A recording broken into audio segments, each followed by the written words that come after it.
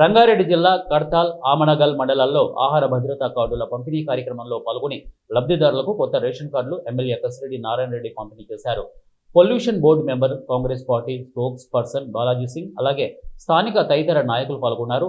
కాంగ్రెస్ ప్రభుత్వం పేదల ప్రభుత్వం అని, చేతనైన ప్రభుత్వం అని, గత ప్రభుత్వంలో రేషన్ కార్డులు ఇచ్చిన దాఖలాలు లేవని, కాంగ్రెస్ ప్రభుత్వం వచ్చాక అర్హులైన ప్రతి ఒక్కరికి రేషన్ కార్డు ఇవ్వడం జరుగుతోందని, ఇది నిరంతరంగా కొనసాగే ప్రక్రియ అని, ఇప్పుడు కొత్తగా 508 మందికి రేషన్ కార్డులు, పాత కార్డుల్లో కొత్త పేర్లు నమోదు చేసిన కార్డులు 1530, మొత్తం 2038 కార్డులు పంపిణీ చేస్తామని చెప్పారు.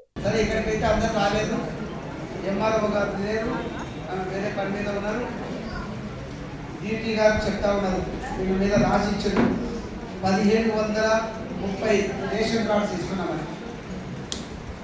ఒకసారి మనం ఆలోచన చేయాలి.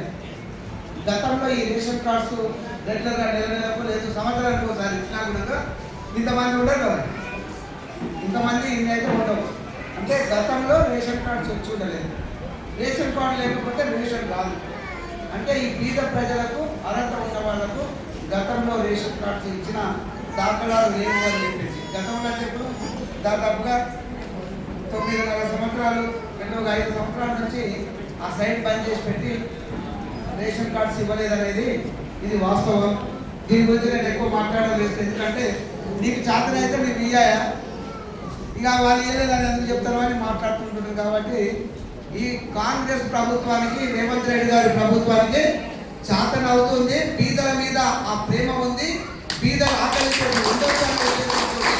చేస్తున్నటువంటి కార్యక్రమం. మరి ఇది నిరంతర ప్రక్రియ.